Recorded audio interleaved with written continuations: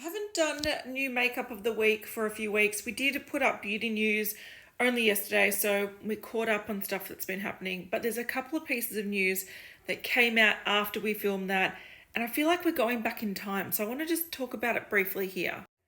Firstly, the Urban Decay Naked Original Palette is apparently coming back as a limited edition. So backed by popular demand with limited quantities.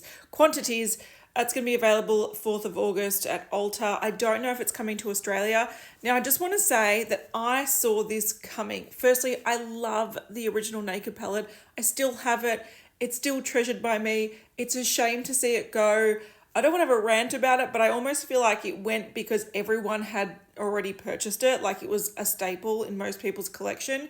But now it's been gone for a few years. It's sort of like the new generation would probably appreciate it, especially now that nude-ish sort of palettes have come back. Whereas I think at the time that this was discontinued, it was like colourful, bold, sort of multi-chrome effects were really popular. But the reason I thought this was coming back was because recently Urban Decay has been commenting on my videos that feature the Naked palette, like the original.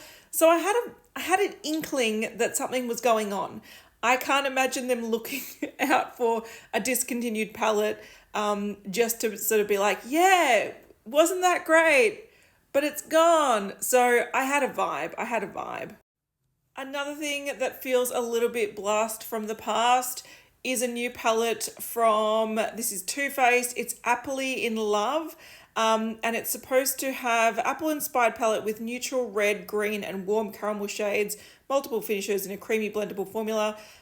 Smells like caramel apples. So this to me, I feel like I've just been transported back to 2016. So I don't know what's happening, but it's all cycles, isn't it? It's all cycles. So obviously this palette is a brand new palette, but we saw a lot of these sweet peach, chocolate bar, bonbons, these kind of really sweet scented, this sort of format coming from Too Faced quite a while ago. I've decluttered a lot of them. To be fair, the formulas were quite nice. I actually made my own custom palette from some of my old palettes and I really enjoy them. So there we go, there's that. The last little bit of news that I want to talk about, this is the new palette from Glamonatrix Cosmetics. I do own this palette. I was sent it about a week ago. I am doing a review. I'm currently in the works. This is coming out on the 4th of August in Australia, so next Sunday, so Sunday next week. In the US and the rest of the world, it'll be Saturday night. So if you're interested, check it out. I can't give you information about what's inside, but it is sort of like how they had the Nearly Natural, which was a twist on nudes. The Barely Basic is also sort of like a follow-on from that.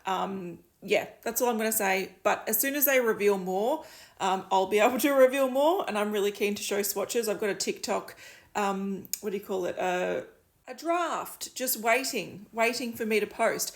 But yeah, I will have a review up before it launches. So if you did want to see a multi-part review and you want to check out what it's like, I will let you know as soon as it's up. But anyway, I want to talk about those. Let's call this mini palette news. Check out Beauty News on the Beauty News channel if you want to see more of what was sort of released throughout July. And it was a bit of an unhinged one. We filmed it late at night and it was fun. So anyway, have a great weekend.